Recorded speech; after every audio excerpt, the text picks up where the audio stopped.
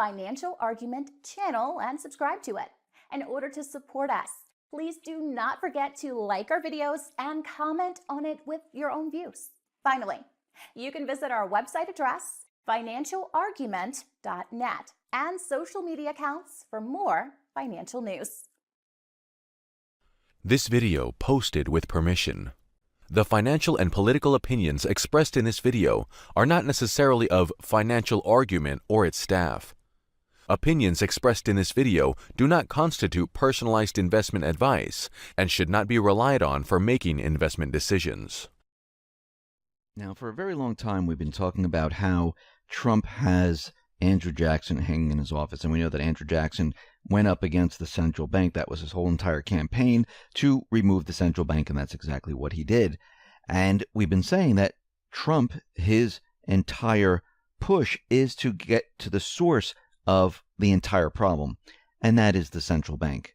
And in this report, we're going to discuss the plan on how he's going to get rid of the central bank. And we can see it's already forming. And this is why Trump was out there and the Patriots. This is why they were talking about, oh, we're very angry about the Fed raising interest rates. Let them do what they need to do. They know what to do. And this was a setup. This was the beginning stages. Then we had Q come out and talk about the Fed right after that. There's a reason for all of this. And we're going to be going through this a little bit later in this report. But first, let's look at the economy. Now, the economy around the world, it is falling apart very, very quickly. We need to keep this in mind that this economy is not going to last that much longer. Now, the central banks know this. Trump and the Patriots know this. Everything's starting to collapse very, very quickly. And these bubbles that we've been blowing up for these many, many years, they're starting to pop. And we're starting to see this all over here in the United States, Canada, Australia, Europe. Out in Australia, what are we seeing? Well, we're seeing the housing bubble pop. Now, we're looking at Sydney right now. And Sydney, Australia, this is the largest housing market, one of the world's biggest housing bubbles. Prices of homes of all types fell 5.4% in July compared to a year ago, and 5.5% from the peak in September. Prices of single-family houses dropped 7%, and prices of condos fell 1.6%. Now, what we're seeing is prices are now coming down in Australia, in Sydney. We're seeing it in Canada. We're seeing it in the U.S. We're starting to see it actually in Europe also, UK. We're starting to see it all over the place. And what is happening is people don't know what to do. Think about 2006, 2007. Remember the beginning stages when prices started to fall? They hit a peak, and then all of a sudden prices started to come down a little bit. Nobody knew what to do. All of a sudden traffic started to dry up. If you were trying to sell your house, you know exactly what I'm talking about. And those people might have been in a different area and didn't see it, but later on, boy, did they see it. We're starting to see the beginning stages of all this. And we're seeing it not just here in the U.S., but around the world. We've been tracking this, and we've hit the peak. Now we're coming off the peak. People are going to start taking their houses off the market. People are going to be underwater because they've been purchasing homes at the peak of the market. And those people back in 2006, 7, and 8 who bought at the peak, well, they're going to be, well, they're underwater now. They're going to still be underwater as we move forward. Out in Melbourne, we see the same exact thing.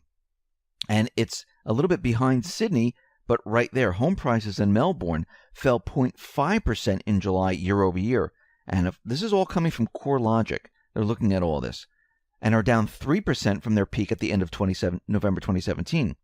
House prices fell 1.4% from a year ago, while condos, well, they're holding steady right now. So it's hitting each city one at a time. We've seen this happen back in 2006, 7, and 8 here in the United States. All of a sudden, up in New York, that's where I was.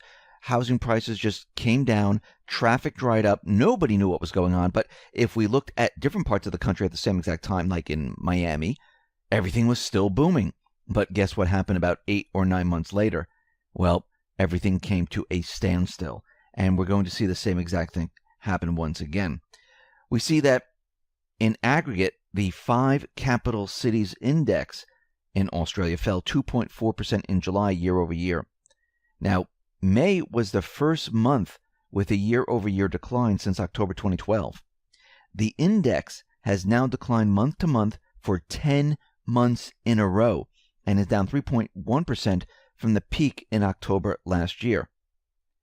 So this whole thing is spreading, it's coming down, and there's going to be major, major problems.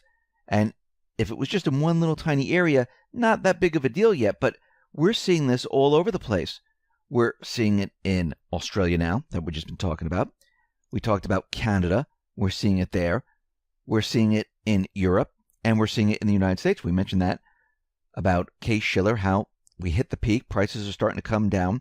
Mortgage rates are moving up. Applications are down. It's all starting to happen, and it's happening all at once. And this is going to continue on. It's not going to just stop and reverse. It is going to get worse. And guess what? The central bankers know this. Trump, the Patriots know this. Other leaders know this. They know exactly what's going on, and it's falling apart rapidly. They knew that they only had a window of time before everything started to fall apart. Now, we've been talking about retail, how retail was a complete and utter disaster. Now, we talked about this way before the retail apocalypse, but this is continuing, and it's not because everyone's going to online and purchasing everything online, because that would be a 1-to-1 ratio or very, very close. It's not even close to it. But what we're seeing happen right now, there are more retailers that might go bankrupt. They're very, very close to this. And using the credit risk monitor, there's a gauge here. It's a Frisk score, and it indicates a 9.99% to 50% chance of bankruptcy in 12 months. And when we look at this, we can see there are certain stores that are showing that they have this score, and they're very close to bankruptcy. A lot of these stores have kind of gotten around bankruptcy by doing some, manipulation, some fancy financial work to get around it, but it never lasts. Now, we know that Bon-Ton, Toys R Us, and many other stores, they went completely bankrupt. J.Crew right now is a bankruptcy candidate.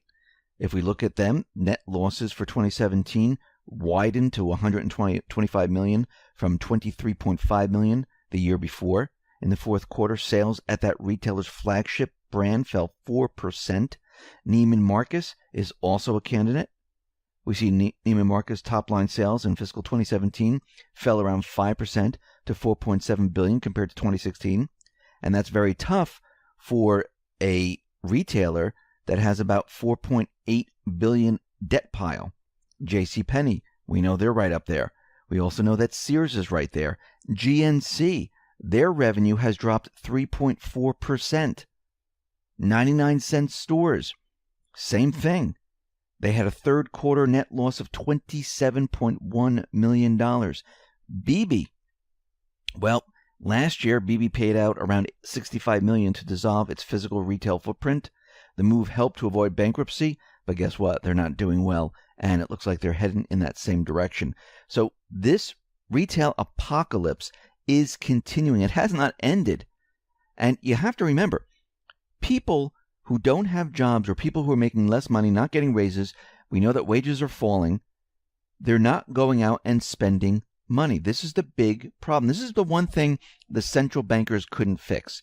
They couldn't go out and make people spend their funds. Yes, to purchase a car or a home, they can loan them the money, and this way you don't have to put anything down. Nothing comes out of your pocket, and they can put off maybe your payments for a month or two. But what happens is later on, you see the delinquencies start to rise because they really couldn't afford this. And this is what we are seeing. In the automobile industry, we see delinquencies. They're moving up. They're rising. And car sales right now, they are tumbling. Remember, we talked about channel stuffing, how the American automobile makers, they were stuffing the cars on the lots. That was considered a sale. Not when you sell a car to someone. When you actually bring the car to the dealer, if you bring a lot of cars to the dealer, those are considered sales. All these numbers are manipulated one way or another. And we're looking at the major manufacturers. They reported a sharp drop in U.S. deliveries for July, led by a 15% plunge at Nissan Motors. Now, they have their reasons that they're putting out there of why this is happening, but we've been tracking this, and this is why we bring up all these important parts of how the automobile channel stuff lots. Remember, these sales were never real. They allowed people to come in with subprime credit and then subprime credit just to move the merchandise, to make it look like things are on the up and up. Now they're saying, well, it's happening because of the auto tariffs. It's happening because what Trump is doing. This is the excuse that they're using. General Motors, their sales have fallen to 3.3% last month, the same drop as Ford. And when we look at this entire situation, and as we move forward with all these retailers closing because we have the corporate offices, we have the stores, these individuals are not going to be going out purchasing cars. And think about how many stores, how many employees have been laid off. Some are full-time, some are part-time.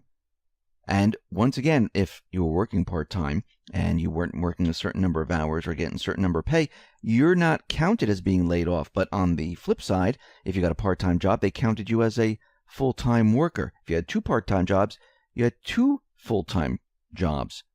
And that's how they counted you. So you can see how this is all manipulated to make you think that things are going very well. We see that durable goods, they were revised, and they said durable goods were up 1%. We showed that, no, that was military spending. They were actually down, but they even lowered them now to 0.8%, including the military spending. And we see already that the durable goods, these are the big ticket items like washers, dryers, and things like that. People are not going out and purchasing these items. So when we look at the economy as a whole right now in the United States, in Canada, in Europe, in Australia, we see everything starting to fall apart. Now, people are starting to take notice now. I mean, before, no one realized what was going on. You hear that the economy's not doing well, but the statistical numbers, they show that they are doing well. Now people are starting to realize there's something wrong. Many individuals are saying that business is starting to slow down now. And we're starting to see this in many different areas. Now, of course, the corporate media is getting onto this, saying that housing is starting to slow, and they have a different agenda. They're saying this is all because of Trump. No, what's happening is we're coming to the end of the central banking system. They propped it up for a little while longer, but they were expecting someone else in the White House, and they were going to bring us to war or have some type of an event to explain away why all this is happening. The problem is they can't do it now. So we have Trump and the Patriots in the White House, and the plan right now is to take over the Federal Reserve and eventually get rid of it or control it and have we the people control it, create the currency without interest, and maybe eventually get rid of it. So what is the plan? What is the plan here? Well, the Board of Governors of the Federal Reserve is required to have 7 members. How many does it have right now? 3. 2 of the current governors were put into their position by Trump. 2 more have been nominated by the president and are awaiting confirmation by the Senate. After these 2 are put on the Fed board, the president will then nominate 2 more to follow them. In essence, it is possible that 6 of the 7 board members will be put in place by Trump. Now, the president can and will take control of the Fed. It may be recalled when the law was written, creating the Federal Reserve, the Secretary of the Treasury was designated as the head of the Federal Reserve. We're going to return to that error. Returning the Fed to the Treasury control means more than appointing new board members. It means nationalizing the central bank, making it a public utility responsive to the needs of the public and the economy. And that means modifying the Federal Reserve Act to change the Fed's mandate and tools. Now, there were certain presidents that attempted to do this. John Kennedy, Abraham Lincoln, and 2 other assassinated presidents, James Garfield, William McKinley, prior to Nixon, had actively contemplated changes of such magnitude in the U.S. financial system. President Garfield observed that whoever controls the volume of money in our country is absolute master of all industry and commerce. And when you realize that the entire money system is very easily controlled one way or another by a few powerful men, you will not have to be told how periods of inflation and depression originate. And again, the central bankers, they play dirty. They're not just going to let it happen. It's not going to be easy, as we can see in the past. We had John F. Kennedy. He issued a silver certificate, put it out there. Abraham Lincoln issued the greenback. And anyone that attempts to get rid of the central bank, well, it usually doesn't end well for them. So we see at this point we're headed in this direction. And this was the plan from the very beginning, because you need to cut off the funding to the deep state. The root of all of this is the central bank. Now, yes, there are many different central banks. There's the ECB, there's the Fed, but we need to get to the top, the central banks of central banks, the biz. But you need to start somewhere, and you need to work your way up, and you need to show other countries what you need to do. And once you start doing this, and all countries band together and say, you know something, we don't need these central banks. We will control the creation of currency. Well, what is the central bank of all central banks going to do? They don't have any power then over the governments because they're not in debt. We're headed in that direction. This is the plan. And I do believe there will be an audit bill. I believe that Trump will then pass that bill. And the narrative right now is being constructed and pushed to blame this on the Fed. Now, of course, the Fed has other plans because central bankers, they just don't like to give up control. They're creating their own narrative. And this is what we're going to see. The battle for the narrative has just begun. It's going to get worse before it gets better. And we can see that we are headed in this direction. Just like everything else, it doesn't happen with the snap of a finger. You have to be strategic. You have to work in a certain direction, just like everything else we're seeing. But slowly but surely, we're going to see it happen. And this is why you need to be ready and prepared, because once we go into this transition mode, things are going to be a little crazy. In the beginning in 1971, when we were transitioning into the petrodollar coming off the gold standard, people got hurt. People didn't have jobs. People couldn't get fuel. There were blackouts in other countries. And we're going to see something like that. Actually, probably a little bit worse, because most likely we're not going to be the reserve currency anymore. And we're not coming off a gold standard. We're going the opposite way. We have all this debt. We have everything based on the central bank system, and we need to reverse it. And that's going to go through a little bit of pain for many, many people. And you're going to need to be prepared and ready for this pain.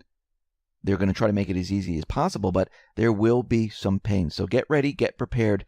This is where we are headed. Listen, everyone, thanks a lot for listening. Be well, be safe, and especially be prepared. Thanks a lot.